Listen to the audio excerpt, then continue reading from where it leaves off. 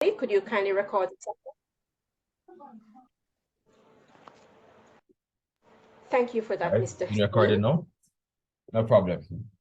All right, so I am Sayeed Bernard, and I am honored, privileged to have been invited to speak to you. In fact, when I could not make it last Sunday, I indicated to Ms. Lawrence that I could get someone to come and hold my stead. And she indicated that it's really me that they wanted to hear from, and so they would postpone. And so I'd like to take this opportunity to, give my appreciation and thanks to Ms. Jackie Lawrence and to you yourself, members of this Eagles mentorship program, for having allowed me the opportunity to address you this evening. I promise not to be long. I prefer brevity in a lot of cases, and so I will be very short. Well, let me get right into it. Excuse me, Mr. Bernard. I just want to encourage persons that if they have any questions for you, they can jot down same and ask you after the end of your presentation. Thank you. Definitely. So let's get into it. First of all, I am an attorney at law, radio broadcaster, but that is where I'm at now. Where was I 15 years ago?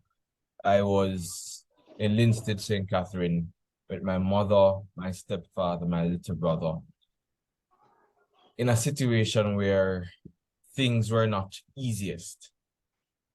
Now, my mother is the main breadwinner, and in going to school, my father is very much alive, but he contributed nothing, essentially. In any event, I was in high school, and I gave it my best shot between forms, first to third form. I wasn't the best student for various reasons. One, you're just getting into high school, an all-boys school. You're going to follow company, you're going to do what you're going to need, what you're going to do. And in fact, you're going to lead company and make all sort of trouble and stuff. But one thing that remained clear to me when I got into third form was that I needed to make a way for myself. I remember my mentor at the time, he often said that 10, 20 years from now, when I look at my life, I will not, as an adult, be able to blame my parents for where I am. And that was a wake-up call for me. It was a wake-up call in that really and truly, everything depended on me. And just as you are here now, every single thing in your life depends on you. Now, mind you, God is very much there with us. God very much loves us. But I tend to disabuse myself of the notion that God will always work it out, full stop, because a lot of the times we tend to forget that. I think I'm hearing somebody else's mic. Logan, if you could mute, please. I tend to disabuse myself from that because a lot of the times I think we forget that there's also the saying in the Bible that faith without works is dead. And so if it is that you expect God to work for you, you have to work for yourself. So I was in fourth form. It was time to choose subjects and, buckle down, got the subjects that I needed to get. And the long and short of that part is I finished school as a deputy head boy, and I matriculated to university. Now, when I got into university, when I got that letter, in fact, I was still in high school in sixth form. And I remember my mom sat down in her bedroom and she said, she's very happy that I got accepted to study law, but she does not have the money. And what are we going to do? And I vaguely remember he even saying, "You sure this is the degree you want to do? You sure you don't want to do a degree that might be cheaper, for example?" I said, "No, law is what I want to do, and I'm sticking to it." She said, "All right, well, we're going to find all the scholarships available." The long and short of that is, even up to the start of school, I only had one scholarship out of a school fee that was at the time $1.35 million. In any event, I still went on my mission trips. I I for me at least, my mission trips were important because it reminded me that there was still a God. It reminded me that in as much as I had my own problems, I could also be used as a vessel for God to solve other people's problems. And so I remember, and I mean, in hindsight, it might have been reckless, but I guess it's reckless love because I was told I could not leave the island to go on a mission trip simply because I could miss out on a potential interview. And I said, well, if it's a scholarship that I'm supposed to get, then God will find a way. I will be able to interview for it, whether or not I'm in the island. And so I went on my mission trip. Anyways, it so happened that school started, got one scholarship, still needed $1 million, but I kept pressing on. What I did though was I applied for every single scholarship, even the ones that I was ineligible for. So there, you'd have an engineering scholarship, for example, from a corporate company. I applied and I put the big faculty of law, studying to be an attorney at law, and I put it there the same way. In fact, someone called me from one of the corporate offices and said, sir, why did you apply for this scholarship? You're not even an eligible candidate for this scholarship. And I said, the worst you could tell me is no. And I mean, you said the scholarship is for an engineer, but I know how these things work. It can always change. The long and short of it is I did not get that scholarship, but the person said that I should keep at it because they liked perseverance. Well, I ended up getting the scholarships to finish my bachelor's in law, but the real challenge came when we were down to the wire with Normal Manley Law School. That was when I went across the road. And if anybody knows how the study of law goes, you get the degree and then you have to get the certificate in order to practice. Now, with that, my friends, is approximately $1.2 million. But the caveat here is little to no scholarship where this school is concerned. In fact, a lot of business entities, corporate entities see this as a postgraduate program, and as a result of that, they don't give scholarships for it. At this point in time, I remember that God had brought me through my entire degree for the 3 years. He provided my boarding, he provided my school fee, he provided my meals, he provided my books. And I said, well, can I bring me so far if you left me? So we have to do what we have to do. The long and short of that part of the story is my faith dwindled, and I went to the Student Loan Bureau. And I said, well, let's just try this out because this seems like the only option. And for God in heaven's sakes, Student Loan Bureau just would not work out. There was always a problem with my documentation. No matter how meticulous I was, there was always a problem with my documentation. And to the point where I just got frustrated. I just say, you know what? Never mind. Never mind. Keep it. I don't need the loan. I'm going to have to figure this out another way. And I went back to God and I said, God, I feel like I doubted you by doing that, and I'm sorry. And I was registered for school a month late, and God just provided it every step of the way, even down to the exams in my second year when I was wondering, you know, where's this money going to come from? Scholarships came right in time. And I am telling my story in this kind of summary format because what I'm about to tell you, I don't want you to think that it's coming from a place of I have a particular privilege, and as a result of that, I can tell you how to do it. It's more coming from a place of I had to do it myself. And so I understand your situation. I understand where you are right now, mentally, socially, educationally, academically. I understand. And this is my true belief that if you apply some of these principles in your life, then you can make a vast world of difference for yourself.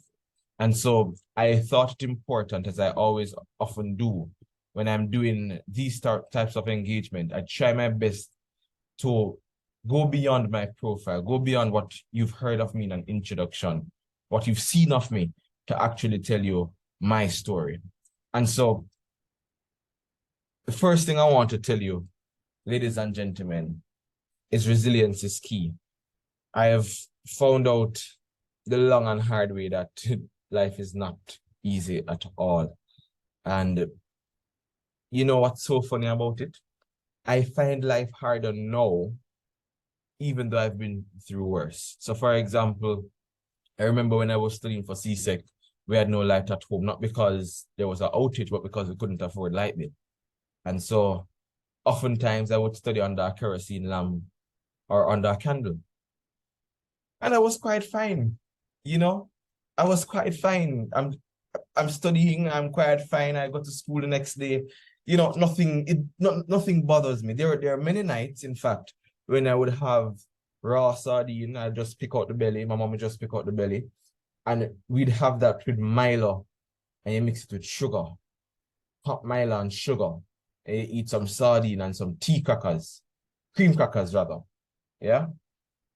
And you know, looking back at it, those are good days. Because I went to bed with an okay stomach. I was fine. You know, I studied under the kerosene lamp, but I was fine. I was getting results in school. You know, not much bothered me. I mean, it woke me up. It told me that I needed to do better for myself so that I could help my family. But the situation itself did not perturb me. But then when you recognize that things are now left up to you, it's now your time to make the particular decisions. It's now your time to find ways and means in order to elevate yourself. You find that this is actually harder than the adversities your parents have to deal with. When you are in the situation and your parents are the ones, you know, providing food, shelter, and clothing for you, you're fine until you realize that providing for yourself in the future is not as easy as you think. And so why I say resilience is key, because a lot of the times I think we fear failure. We fear failing. And we have to disabuse ourselves from the idea that failing is a bad thing. In fact, I think failing is a good thing, because if you're failing, it means you're trying new things. If you're failing, it means that you're doing things hoping for a result. The only time when failure is bad is if you don't take the indication from it that you have to do it another way. Only an idiot does the same thing twice, expecting a different result. And so if you look at failure as a metric of success, you would recognize that it is in fact a very important ingredient for your success, for your progress, and for your development.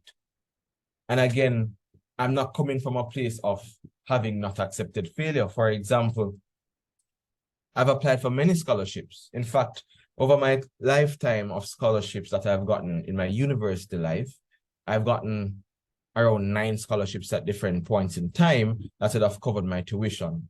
But how much of them did I not get? I did not get 54 scholarships. And I bet you a lot of you didn't know that so many scholarships existed in Jamaica, in fact. But of all the scholarships I've applied for to go to university here in Jamaica to become an attorney at law, I've only gotten very few of them. I've not gotten 54 of them. But what's the difference in it though? The difference is, with the few I've gotten, it's allowed me to complete what I've had to do. Saying that to say, ladies and gentlemen, that failure is not fatal.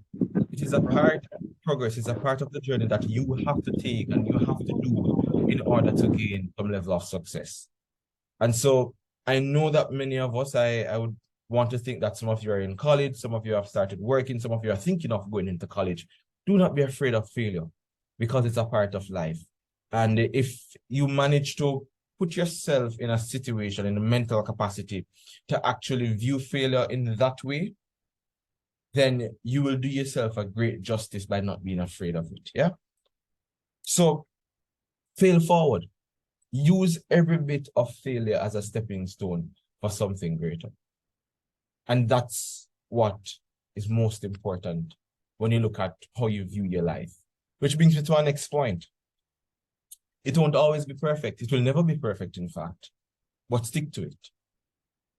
There are many things that I've wanted to do, in as much as I've done so many things. There are many things that I've wanted to do, which I have not been able to do for whatever reason. Now, what do I do? Do I sit down and do I gripe over what I've not been able to do?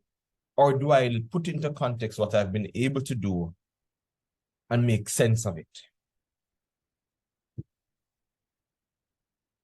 And there comes a point in time as well where I know that many young people focus with comparisons. This idea where we compare ourselves to our peers, we compare ourselves to those around us. We oftentimes wonder, why is it that we were born in the situation that we were born in, that we have to fight the way we have to fight, that we have to do things the way that we're doing it right now. But in fact, last week, I had some sort of a light bulb moment, and I want to share it. Because I grew up in a very hard situation.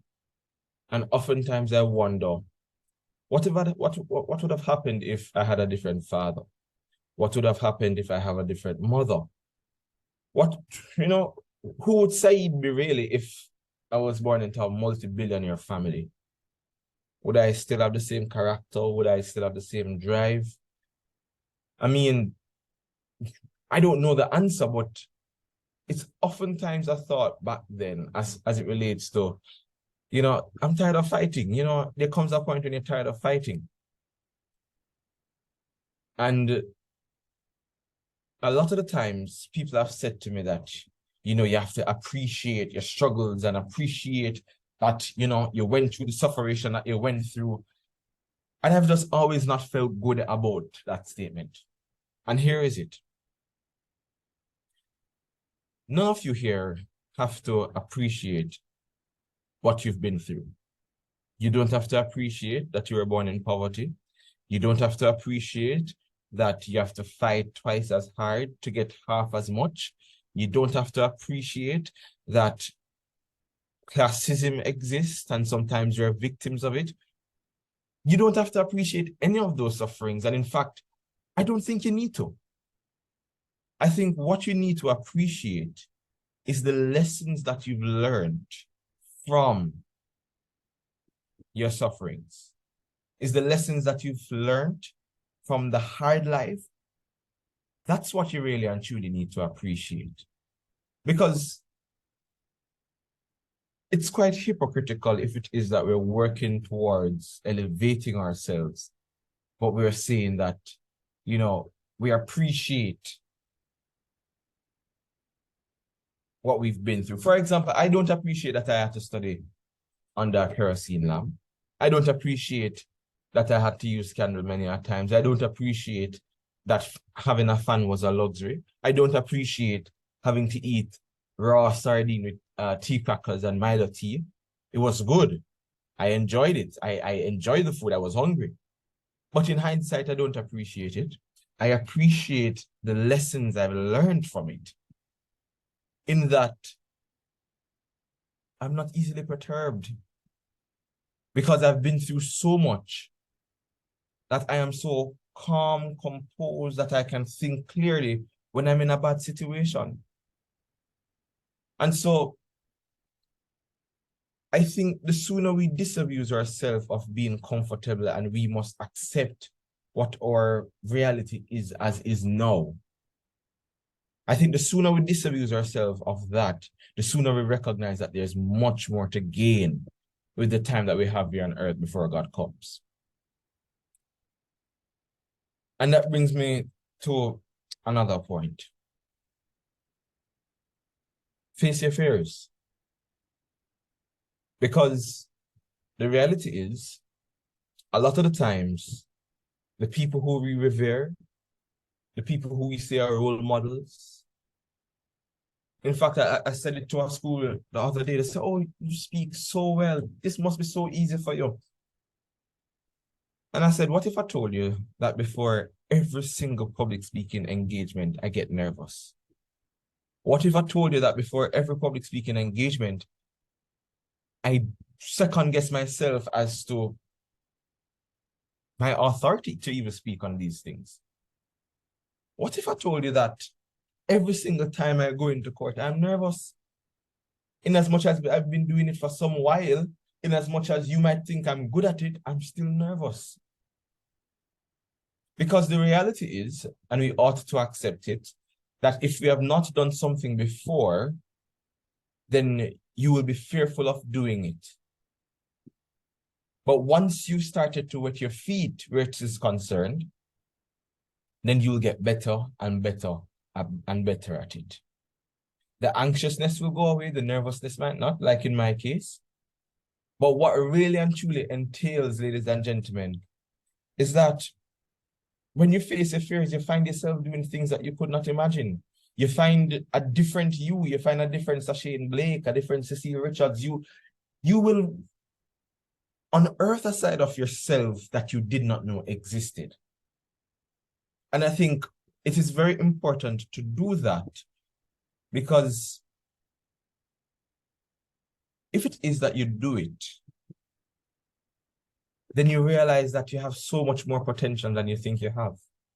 So for example, right now, there is nothing that somebody will come to me with as an opportunity that I don't consider it strongly.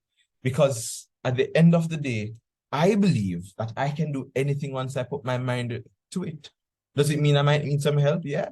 Does it mean that I might be anxious at first? Yeah. Does it mean that I have to know about it? No, you don't. But am I going to figure it out? Yes, I am. Because you're facing your fear. And the reality is, life begins when you end your comfort zone. Life begins at the end of your comfort zone. And so I want you to challenge yourselves, mentees and mentors, in fact, that if it is that you are used to one particular way of life and there's something that you've always wanted to do it. Tell yourself that you're going to do it. Set a timeline to do it and face your fears. You see, the reality is, as Christians as well, we should not be fearful, because we serve a God who has called us, has chosen us. We serve a God who has equipped us with various talents. And if it is that you have been thinking of doing something, then what is stopping you from doing it? Like, think about it. What is stopping you from doing it? And I say it this way because when I started Norman Manley and they told me that there were no scholarships, and I went to get that student loan and I got fed up with that student loan because I thought that was the way, that was me giving up. That was me taking an easier way out. When at the back of my mind, I knew that it could work out another way. So what do you have to do? You have to face your fear. For me, facing my fear where that was concerned meant writing a letter with everything that I've done through university, all the awards that I got. And I walked through New Kingston. I remember very clearly, like it was yesterday. I was walking in New Kingston. I went to various banks asking for managers, dropping off a letter with a copy of my resume, saying, I'm not applying for a job, I'm applying for a scholarship. And I'm willing to return the investment if only you will give me a chance. Of course, I was met with many no's. But at the end of the day, me facing my fear then and there was, what's the worst could happen? The worst I could hear was no. The worst that could happen was that I remain at the same place I started with. And so, put it this way. In most cases, if you decide to face your fears, then ask yourself this question: what do you have to lose? What do you have to lose? You want to start a business and you're also fearful of starting it. Be smart about it and start it. What do you have to lose? Perhaps you lose a little money if the business doesn't work out. But you'd have gained so much. You'd have gained experience. You'd have gained knowledge. And you'd have also gained the opportunity to fail forward by knowing how not to start a business if it didn't work out this time. And that is what you call a deficient return on investment. A lot of the times we look at failure in such a negative view, especially when it costs us, not recognizing that it's the cost of learning. And you pay to learn in school, but there are some things that only life can teach you. And the reality is you're going to pay for life to teach it to you. So what really do you have to lose? Ask yourself the question, what really do you have to lose? And if it is that you're going to face your fears and you're going to go out there and be bold and do things, you have to have a plan. You have to have a plan. I don't believe, and many persons do it where they say, you know, I'm going to be rich. Every young person I talk to, they say, I'm a rich man. In fact, I had a friend who every time he says, you know, couple of years from now, you know, I have 3 cars in the garage, I'm gonna live in Beverly Hills. And I'm like, yeah, that's good and nice. I believe you can achieve it, but how are you going to achieve it? Put it this way. A lot of persons oftentimes come to me and they say, you know, you're going to go so far, you're going to do so well, you're exceptional. And while it is that I'm there and I'm saying, yes, thank you, my mind is that, how am I going to do this? Because the reality is, if it happened by way of wishing it, then everyone would have had it. So that tells me that it's more than just wishing it. It's a mindset. And that mindset is followed through with the actual work that you put in it. But in order to make sense of all of that, you have to plan. Of course, the popular saying, you know, if you fail to plan, you plan to fail. The reality is, ladies and gentlemen, if it is that you have a goal, if it is that you have a dream, some sort of fantasy, I'm not here to tell you that they are impossible. I'm here to tell you that you have to plan to it. Now, what does the planning look like? I recognized when I was in university that if it is, first of all, I acknowledge and I accept, and I will tell people all the time, I am not a straight A student. I made a conscious decision when I started university that I was going to aim to be all-rounded, if not all A's. I watched the landscape and I recognized that in applying for scholarships, most of the scholarships were social-based community needs as opposed to academic meritocracy. So I said to myself, if it is that I want to have the best chance of going through school without having to take out loans, without having to drop out, without having to take a leave of absence, I needed to put myself in the best position possible to be able to get many scholarships. So I said, okay, I'm going to join a particular clubs. And that I did. Even with that, I was strategic. I joined the clubs who had international opportunities because at the time, I was only traveling once a year, going on mission trips. And I realized I love traveling. And I was like, well, I can't afford traveling, you know. But if I'm going to go this all-rounded route, why not have the university pay for me to travel? I saw it as some sort of, you know, win-win. Like, I get a scholarship to come to university, and university in turn spends that money on me. I get the rewards for it, which will help me to get more money in order to stay in university. Make sense? So I did that. And I recognized what the disadvantage was. The disadvantage was a lot of the times when there were important classes, I missed them because I was traveling to a debate competition or to a public speaking competition. I was, for example, usually during February, you have midterm extra classes preparing you for the midterm exams and all of that, very important. But while that was happening, I was at Harvard debating. But I made that conscious effort. Why? Because I said to myself, it is better to get a B and to get a Harvard award than to get an A and have nothing else. Because remember now, my strategic plan was at the end of the day, I want to put myself in the best position possible to get those social needs community-based scholarships. What do I need to get those scholarships? I must show that I'm an all-rounded student who exhibits a need for funding and that I am doing well so far despite my situation. And that allowed me that. The A's wouldn't.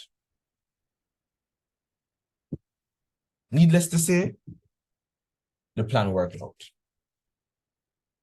So I don't want you to believe that things are impossible. They are not. I want you to, however, think that in order to do what you want to do in life, you have to plan for it.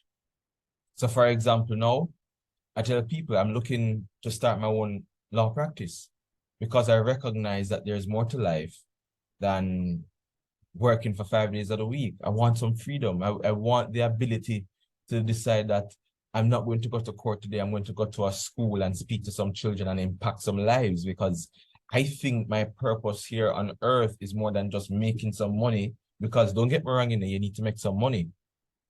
But my purpose is more than that. My purpose is to also make an impact on those around me, nurturing the minds of future generations, nurturing the minds of the young Sayeeds, the young Jackies, Villeries, the young Kirks that are there who needs this encouragement in order to make better of themselves. I think that's my purpose. And so what am I doing? I am planning. I'm looking at timeline. I also recognize that, all right, I can't go buy the big car I want to buy, because if it is that I want to do this, it means I need to save so I can actually invest in a business, so I can have that for myself. It's about, you have to be strategic in your planning and your thinking in order to achieve what you want to achieve. And that brings me to my final point.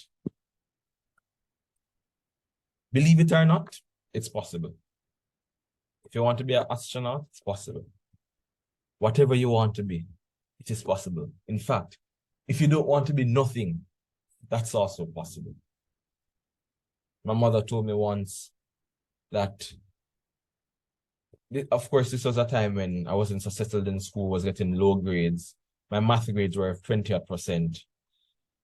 My grades across the board in first and second form were very low. In fact, during those premature years, I was on academic and behavioral probation. Never did no schoolwork in essence. Never behaved myself. But the reality is, I was just misunderstood. I had so much energy and didn't know what to do with it. But when you take a step back and look at your life,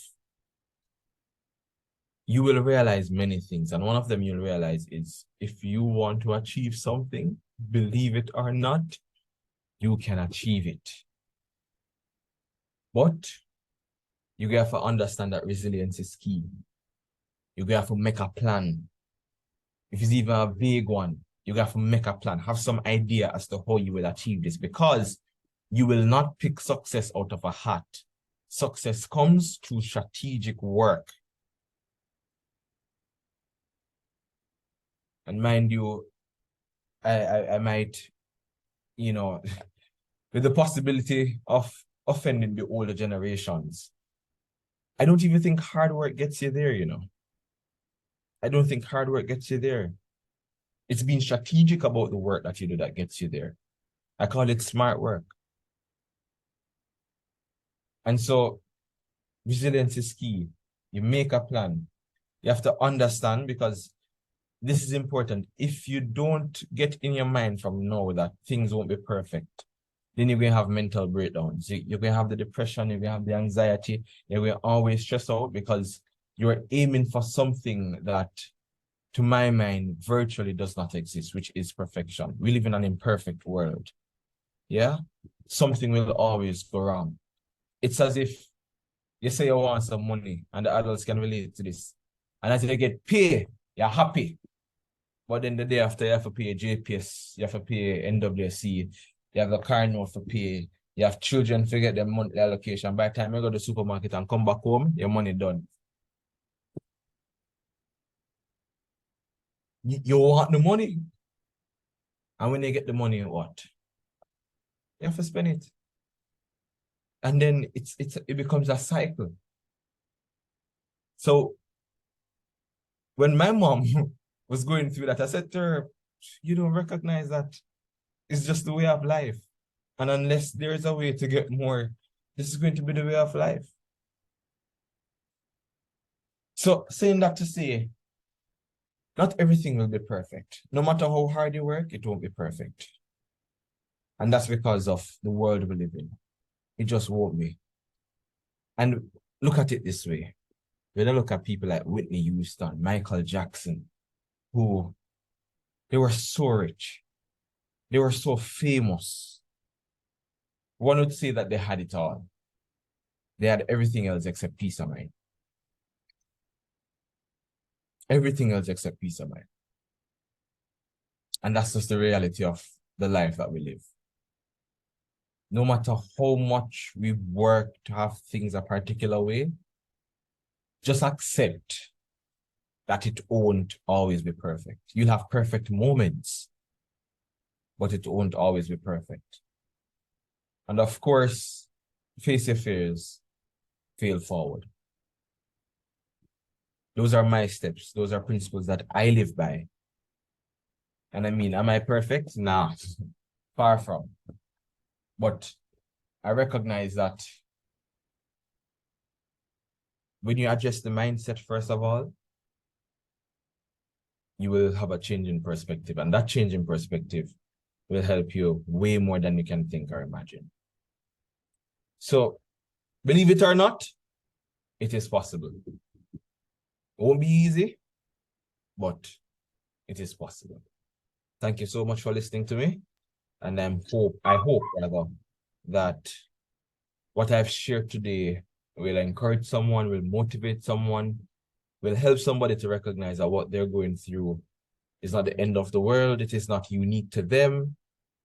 It's a part of a journey that they just have to think about and figure out ways in which they can plan around it to achieve greater success for themselves, for their families, and most of all, in fulfilling their talents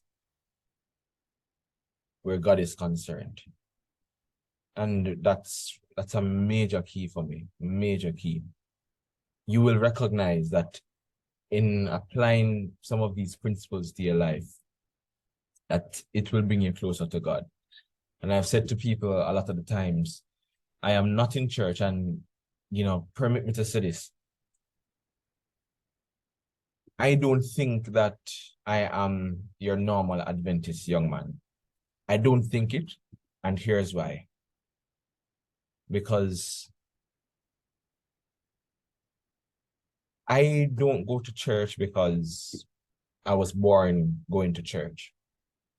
I don't go to church because I want to see friends and those people. It really is of naught to me. I enjoy it, yes, but it has no bearing on why I go to church. I go to church because I have had so many experiences with God where my journey is concerned that it had to be Him that has brought me to where I am. And I've often said to myself that if it is that I am here right now where I am, I can't wait to see where else He will take me.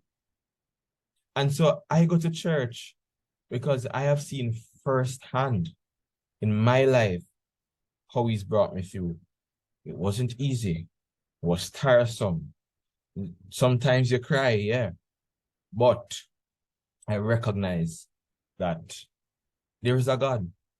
And there's a God simply because there is no way I could walk into people's boardrooms where I wasn't even eligible to apply for their scholarship and got it. There has to be a God. And so I'm very unorthodox when it comes to certain things. For example, I will get up and decide that I'm not going to church one Saturday. I'm going to go on the roadside and look for a random man and bring him somewhere to get a meal. And that's because of just how I view things. You know, I don't think you can try to talk to somebody about God when they're hungry. I mean, I can't learn from hungry belly. I got to tell me about God from hungry belly. How am I going to learn about this man that I cannot see when I can't even learn about things that I can see when I'm hungry?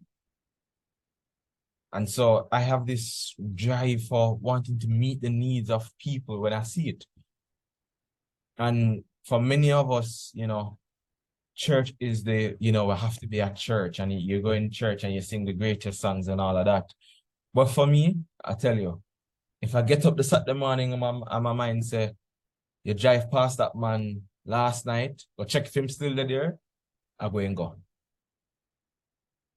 And if it means that I'm going to stand up in a food line and buy him the food on the Saturday, I'm going to do it and I'm going to bring it back to him. And I'm going to sit down with him, and while he eat, I'm going to talk to him. And that's because, as I said before, my childhood wasn't easy at all. In fact, when I was in primary school, when I was in primary school, there were two teachers that said I would go nowhere. There was one teacher who said that I'm going to just give trouble and how much criminal am I going to become? Well, suffice to say, I'm a criminal defense attorney, not a criminal. But when I think about those things and think about how my life was when I was younger, how frustrated my mother was with my behavior, with my academics, not because I was a dunce boy, but because I just wasn't settled and people just did not understand how to utilize my energy. It was one teacher that said, you know what, I'm going to make him my assistant teacher. Because what I would do, I'd finish my work very quickly and then go annoy everybody else. And then, of course, you know, you get trouble. You be a disruption, you're a nuisance. But despite that all, that one teacher, she saw something in me. And she never relented when it came to me. And so I don't relent when it comes to God's word. I don't relent when it comes to my beliefs as to the type of Christian I am. And I don't relent simply because I have seen and experienced God for myself. And so, you know, many a times now I look at my mother and we both laugh at it because my mother was always at school for no good reason. The reports were always bad until fourth form when I realized that, you know, after second one and get some subjects to actually do the CXC.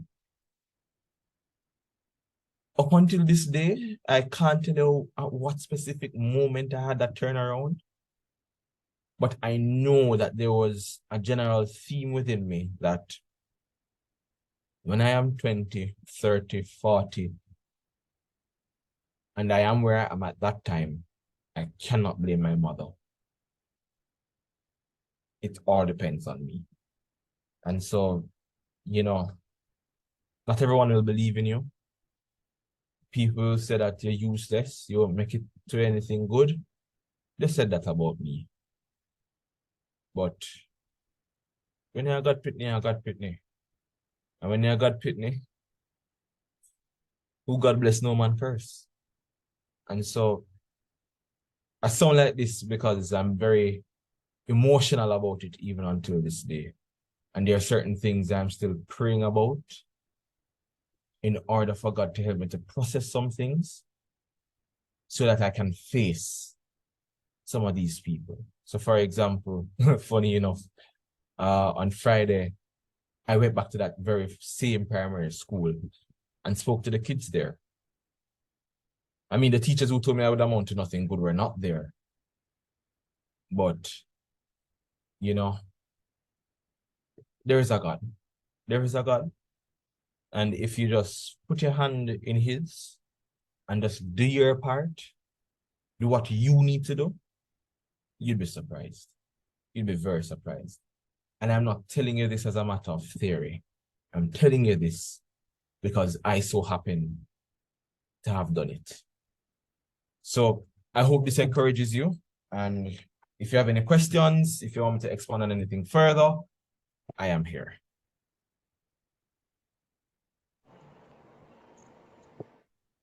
So, Mr. Bernard, I must say thanks for that informative presentation. We can definitely concur with you that resilience is key and it empowers us to accept, adapt, and move forward in difficult situations. Um, so if you have any questions for Mr. Bernard, you may shoot. Thank you.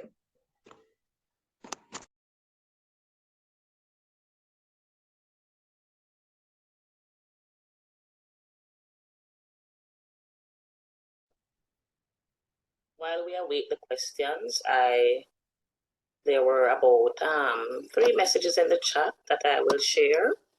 Roger Wright said very motivating and inspirational. Miss Marshall Davis said, good afternoon, everyone. Just awesome. Much needed nugget. Step-by-step directions. Love it. Thanks, Mr. Bernard. Roger again said, real talk. Valerie Graham, wonderful presentation, very encouraging. What advice would you give to a young person who may not see the importance of having an educational foundation? So I'll pause. Do you want me to repeat? That's a good question. What advice you give to someone who doesn't have an educational foundation? First of all, believe it or not, you don't need an educational foundation. Many persons who are millionaires now in the world, you'll find that they don't have a degree, for example. They just have a diploma from high school. So I don't want you to think that in order to achieve what you want to achieve, you need an educational foundation.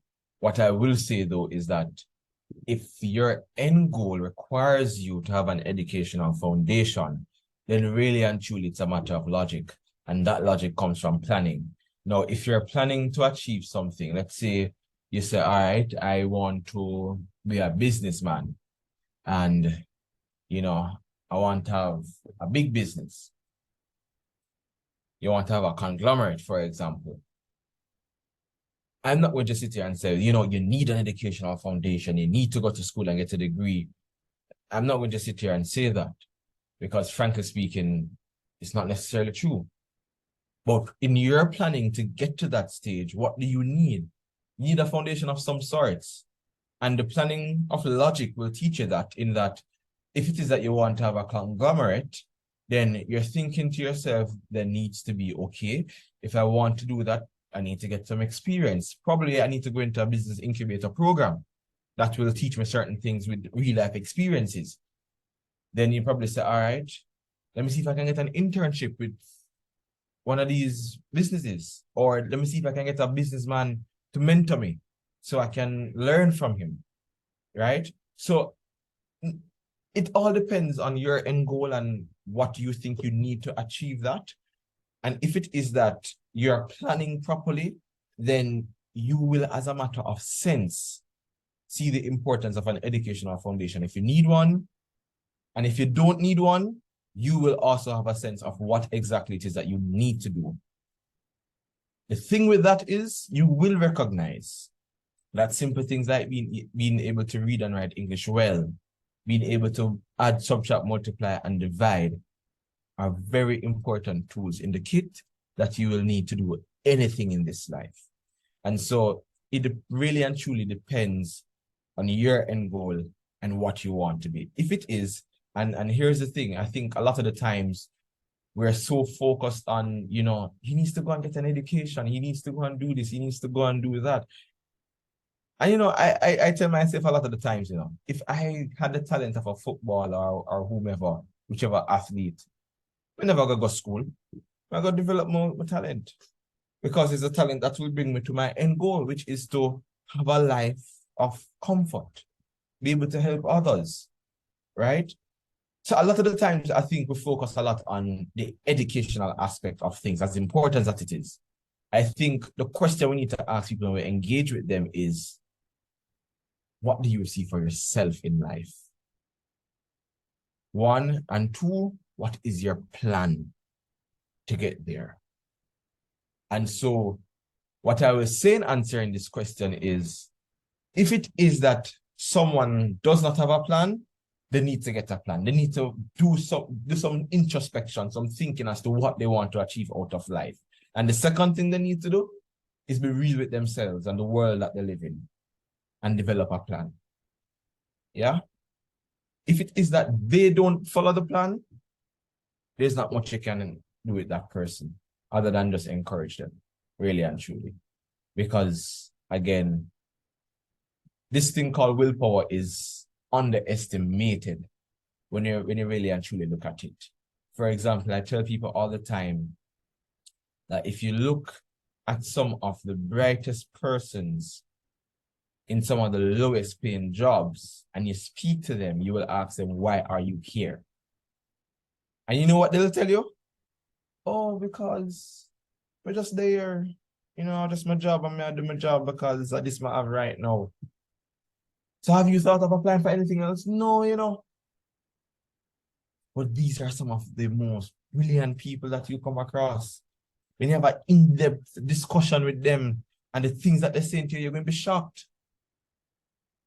But this thing called willpower is a serious thing. And a lot of the times we mix up willpower for ambition. Ambition is the thought of wanting to achieve.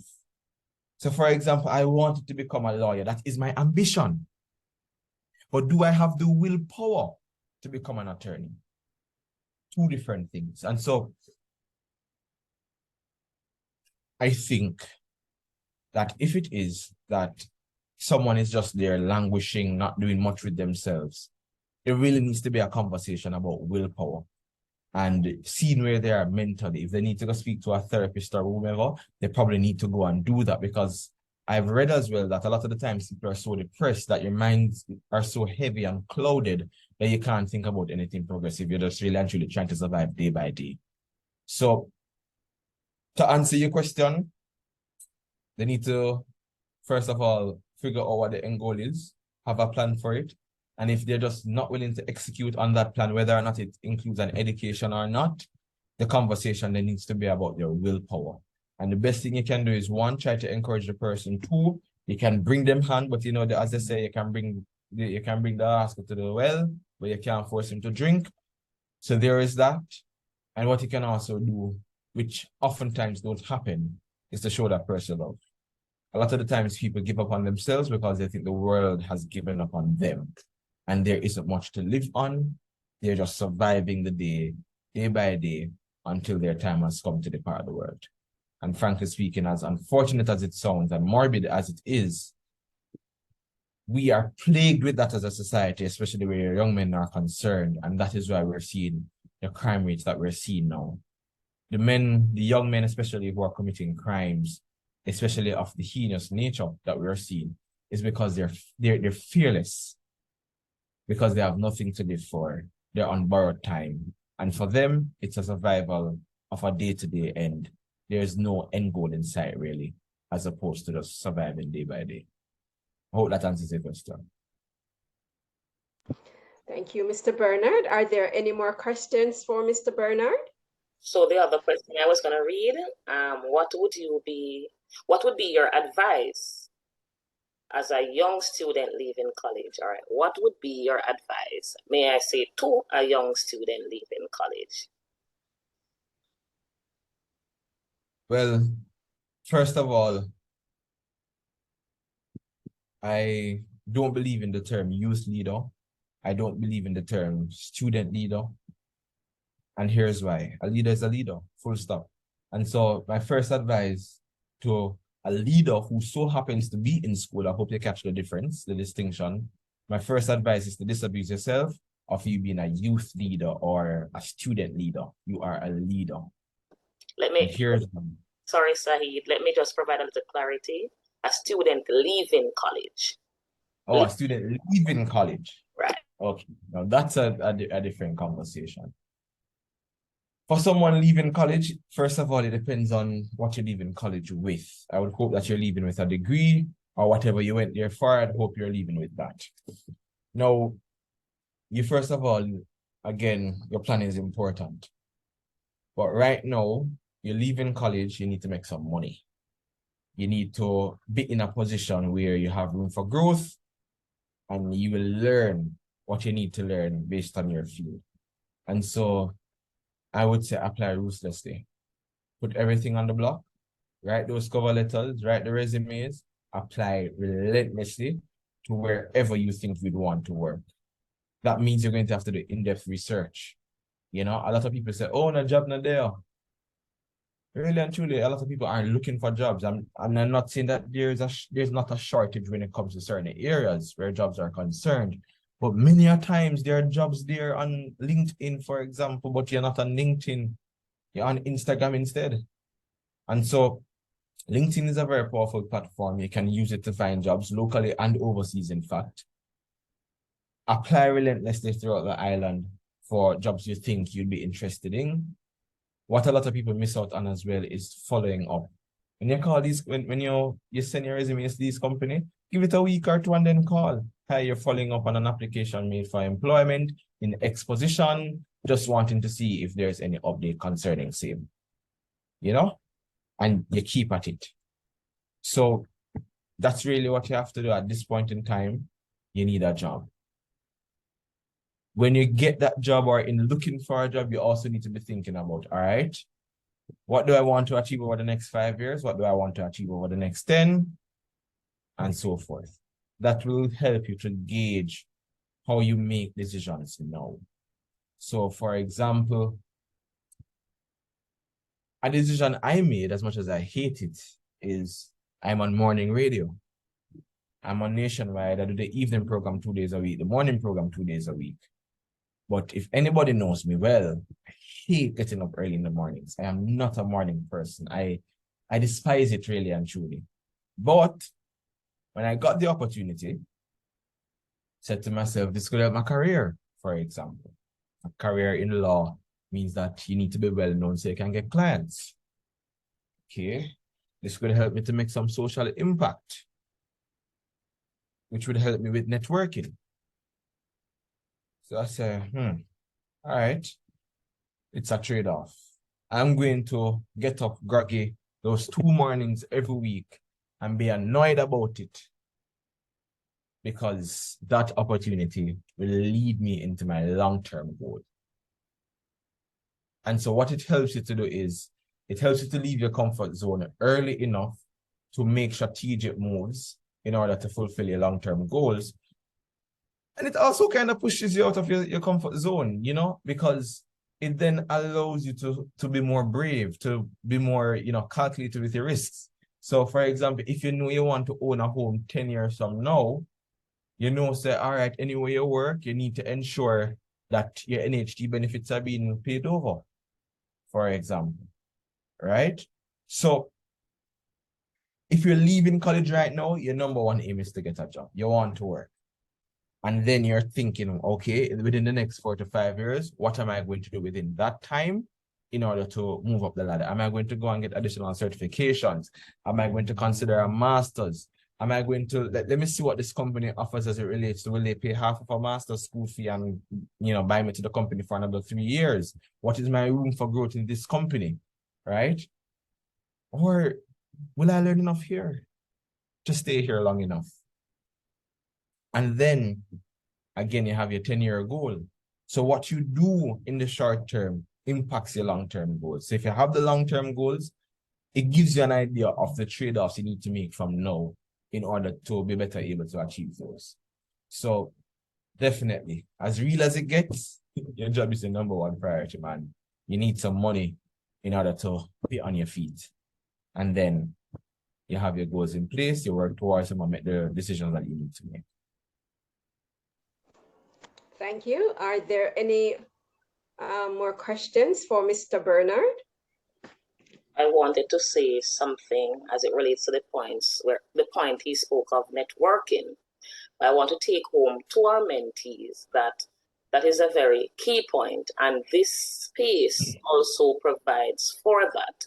So I want, even as our mentees are a part of this space with the mentors, the different executives, the different speakers, the different presenters that come into this space, remember that networking is also something that can help you with your next level goal or your end goal. Definitely. In fact, I've worked at 2 places since I've graduated, and I have not formally applied for it. Or I've put it this way, I was informally offered the job before I formally applied for it. Right? And that's how crucial networking is. When it is that you know what you value and what you offer, you are able to sell yourself. So treat yourself like a product. So for example, if you see a document from me, you say Sayeed CDS Bernard. All my social media handles, you realize I am not Killer Miller. Me no name, I'm not using the acronyms or no, my name on all my social media platforms, Sayeed Bernard. Right? When you go on my WhatsApp, for example, and you look to find my name, if you don't have my number saved, you're not just seeing Sayeed, you're seeing Sayeed Bernard. And let me tell you why. Look at it this way. You live in a world that focuses on buying and selling, trading for value. Now, the mistake that a lot of people make is that we treat ourselves only as workers, but not as products. A worker works in order to give an output or a product for his or her boss. But a lot of people don't recognize that you are also the boss of yourself. Therefore, you have to work on the product, which is you. And so branding is important. The name that your parent gives you at the start of your life, it is important how you use it. And so you have to brand yourself in such a way, understand what you value. When, for example, I am buying an iPhone, I know why I buy it. I know I am willing to spend how much money on it because I know that the camera is good. I know that it not gonna give me no problem. It not gonna stick. Yeah? I know why I want it. I know that I can link it with other devices and it will be smooth. Bam. But what do you know about yourself? Do you know that, all right, I am proficient in public speaking. I am versatile. I can do this. I can do that. I am very easy to learn. And most of all, I can adapt in any space. Yeah? You have to know for sell yourself. So, as someone even going into the working world, and I tell you this, the working world has been one of my nemesis when it comes to adapting to it. And that's not going to be easy, I should tell you. Leaving college, going into the working world, it's not the easiest transition, at least not for me. But what I've found is, once you've mastered the art of selling yourself, then networking becomes easier for you because now networking is, hi, Jackie Lawrence, I'm Sayeed Bernard, and I'm an attorney at law, radio broadcaster, and I do some social impact projects. In fact, I heard that you have a company, Ms. Lawrence, and I certainly would like to speak to you further about how you could be a part of a social impact project. Just like that, I take Jackie's number and we prepare to have a meeting sometime down the road. Right? So you go to a mingle and you see people and you just stand up one side on your phone, it's not going to help you. You have to go around, talk to people. And again, I know some of us are shy, but this is where the confidence comes in, and I believe it totally. Even when I'm not confident, I believe in faking it until you make it. Fake the confidence until you're actually confident. Because the reality is, a lot of the times, people may not know that you're not confident. So, yeah, they're going to fake the confidence until you get it, or you're going to sit down and cry. But note, if you're going to sit down and cry, you're coming back to the same situation tomorrow. So the networking is super, super, super important. You cannot underestimate networking because if you're opening a business, those persons are your potential clients. If you just enter the working world, those persons are your potential employers. Or those persons can put you in contact with somebody who can employ you. And you live in a country with only 3 million people. I tell people all the time, there is not one person in this country that you want to reach to that you cannot reach to. I always say, the person you want to reach in this country is 1 or 2 persons away from him. Just 1 or 2 persons away from him. So it's important. So thank you everyone for your questions. At this time, we'll ask Ms. Damali Campbell to do the vote of thanks.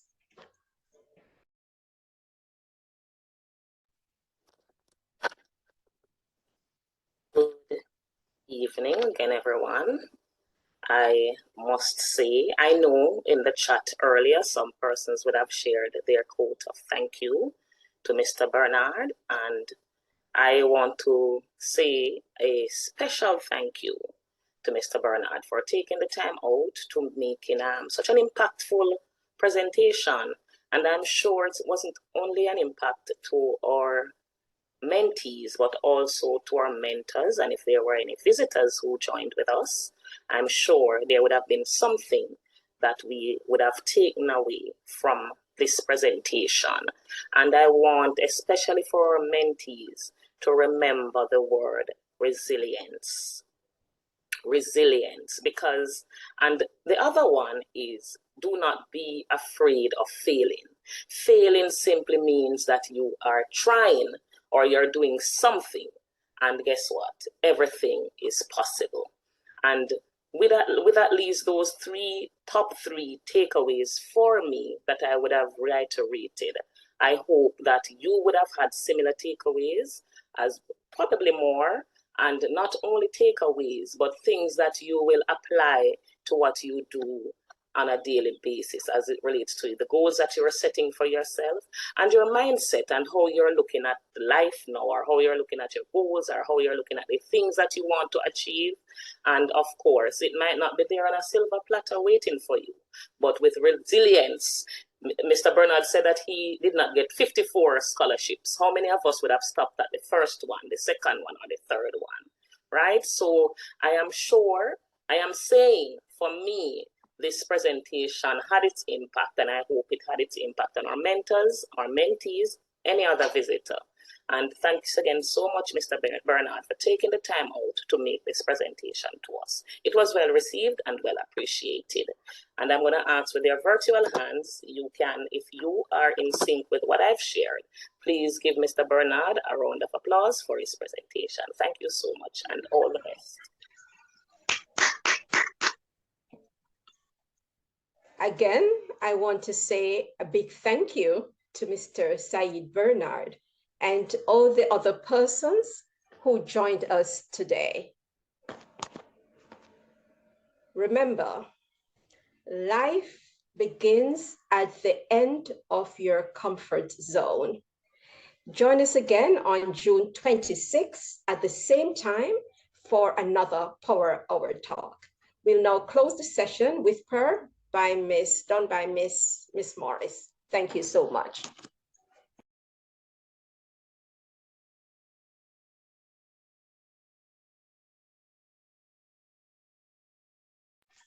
If Miss Morris is not available, may I ask Mrs. Marshall Davis to close the session with prayer? Thank you. Hi, good evening, everyone. Let us pray. Dear righteous and eternal Father, we want to thank you for a productive meeting. Thanks for reminding us that we do not need to be fearful, and that even if we fail, you are there to help us. Be with us throughout this week. In Jesus' name I pray. Amen. Thanks for joining. See you again on June 26th. Take care.